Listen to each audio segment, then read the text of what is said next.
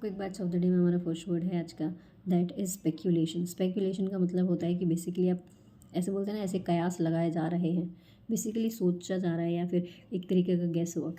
तो कंजेक्चर कह सकते हैं, सरमाइज कह सकते हैं, हम कह सकते हैं हाइपोथीसिस कह सकते हैं, आपने एक थियोरी बना रखी है, नोशन कह सकते हैं, आइडिया कह सकते हैं। फिर हम ज़्यादा क्योंकि देखिए गैस वर्क कर रहे हैं तो हम सोच रहे हैं तो थिंक कह सकते हैं, पॉन्डरिंग कह सकते हैं। हालांकि इसका मतलब होता है गहन विचार करना, ठीक है। कॉन्टम्पलेशन भी कह सकते हैं। हमारा नेक्स्ट वर्ड है आज का, दैट इज़ वाउड। वाउड का मतलब होता है बेसिकली हम शपथ खाते हैं कि हम जितने दिल्ली में जितने भी आतंकी हुए हैं, ऐसा मोदी सर ने बोला है और गृह मंत्री सर ने बोला है कि जो भी दिल्ली में आतंकी हमला हुआ है हम सबको पकड़ के लेके आएंगे। शपथ खाई है, प्लेज कह सकते हैं, ओथ कह सकते हैं, स्वेयर कह सकते हैं, प्रॉमिस किया है, वादा किया है उन्होंने। हमारा नेक्स्ट वर्ड है आज का, दैट इज़ अंडरमाइन। जो ब्लास्ट हुआ है उससे ये पता चलता है कि हमारा सपोर्ट सिस्टम, हमारा जो पुलिस का जो कनेक्शन है वो कितना कमज़ोर है।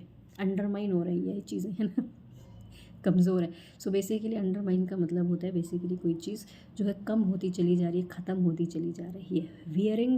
वियर अवे कह सकते हैं, फेड अवे कह सकते हैं, डिमिनिश कह सकते हैं, रिड्यूस कह सकते हैं, इरोड कह सकते हैं, एब कह सकते हैं, ड्विंडल कह सकते हैं, वीकन कह सकते हैं, डिटेरियोरेट कह सकते हैं, डिमिनिश कह सकते हैं हम इसके लिए, क्रिपल कह सकते हैं। हमारा जो नेक्स्ट वर्ड है आज का, दैट इज़ री एनफोर्स का मतलब होता है बेसिकली जब कोई चीज़ हमारी कमज़ोर होती चली जा रही है तो हम उसे मजबूती प्रदान करेंगे, है ना। सो बेसिकली री एनफोर्स का मतलब होता है किसी को मजबूत बनाना है, किसी को मजबूती प्रदान करना। वो कैसे होगा, जब हम इसको सपोर्ट करेंगे। तो आप होल्ड कह सकते हैं, सपोर्ट कह सकते हैं, बटरेस कह सकते हैं, कुशन कह सकते हैं हम इसके लिए। हम कह सकते हैं एक तरीके से स्ट्रेंथन कह सकते हैं, फोर्टिफाई कह सकते हैं, अपहोल्ड कह सकते हैं हम इसके लिए, ठीक है जी। बोल्स्टर कह सकते हैं री एनफोर्स के लिए। हमारा नेक्स्ट वर्ड है आज का, दैट इज़ आउटक्राई। दिल्ली में आतंकी हमला होने की वजह से ये जो भी बॉम्ब ब्लास्ट हुआ है near Lal Qila red fort के पास में, उसकी वजह से पब्लिक में अफरा तफरी का माहौल हो गया है ना। और ये अफरा तफरी का माहौल और ना हो तो उस पर एजेंसी NIA जांच कर रही है ना। सो बेसिकली आउटक्राई का मतलब ये होता है अफरा तफरी मच गई, कानून की धज्जियाँ उड़ा दी गई हैं, लॉलेसनेस कुछ नहीं है, कानून वानून कुछ नहीं है, बेसिकली अराजकता है, अव्यवस्था है। आउटक्राई सिनोनिम्स देखते हैं हम इसके लिए। सो हम इसके लिए रोर कह सकते हैं, अप्रोर कह सकते हैं, पेंडेमोनियम कह सकते हैं, अपहीवल कह सकते हैं, कमोशन कह सकते हैं, कन्फ्यूजन कह सकते हैं, फस कह सकते हैं, मेस कह सकते हैं, डिस्टर्बेंस कह सकते हैं, पर्टर्बेशन कह सकते हैं, मेहम कह सकते हैं, बेडलाम कह सकते हैं आप इसके लिए, टुमल्ट कह सकते हैं, टर्मोइल कह सकते हैं, येलिंग कह सकते हैं आप इसके लिए।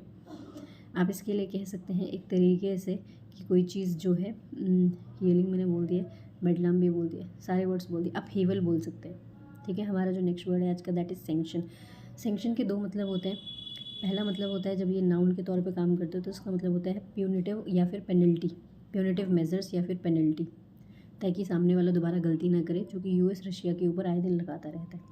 जब सैंक्शन एज अ नाउन के तौर पे काम करता है तो इसका मतलब होता है बेसिकली, जब वर्ब के तौर पे काम करता है तो इसका मतलब होता है किसी चीज़ को ऑथराइज़ कर रहे हैं आप। नाउन की तरह काम कर रहे हैं तो पेनल्टी, पनिशमेंट हो गया, या प्यूनिटिव मेजर्स हो गए, डिसिप्लिनरी एक्शंस लिए जा रहे हैं। और वर्ब है तो अलाउ किया है, ऑथराइज़ किया है, कंसेंट दिया है, एसेंट दिया है, अप्रूव किया है, ऑथराइज़ किया है आपने किसी चीज़ को, परमिट किया है।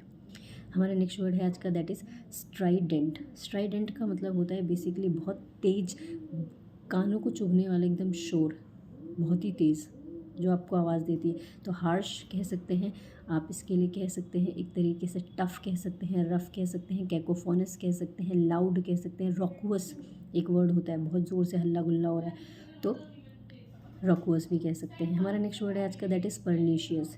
परनीशियस का मतलब होता है बेसिकली कोई चीज़ घातक है, हानिकारक है।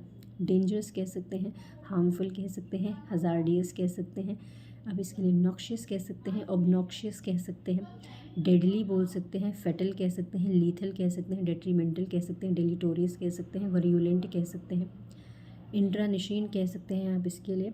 आप इसके लिए कह सकते हैं एक तरीके से वेनेमस कह सकते हैं, पॉइजनस कह सकते हैं, टॉक्सिक कह सकते हैं, बेनफुल कह सकते हैं, डायबॉलिकल कह सकते हैं।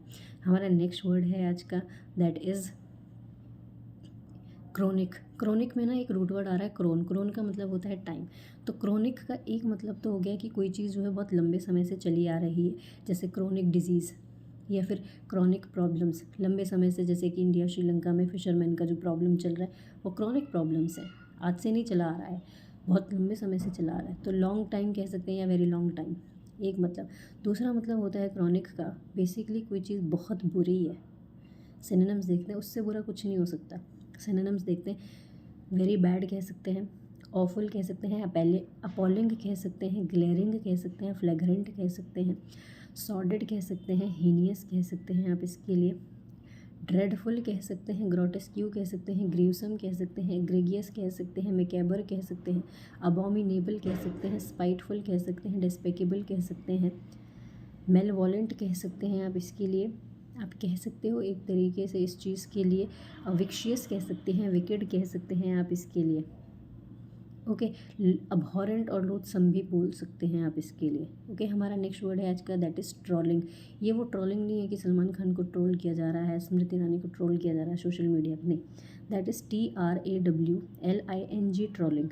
इस ट्रोलिंग के दो मतलब होते हैं। पहला तो मतलब होता है you are trying to look for a information, looking for information, place और पर्सन। आप किसी इंसान, किसी जगह या किसी इंफॉर्मेशन की जानकारी निकालने की कोशिश कर रहे हैं, पहला ये जानना चाहते हैं, ये मतलब। दूसरा मतलब होता है कि जब मछुआरे समंदर में जाते हैं, वो जो बड़ा सा जाल फेंकते हैं ना, कि बहुत सारी मछलियाँ एक बार में आ जाए, उसको भी ट्रोलिंग कहते हैं।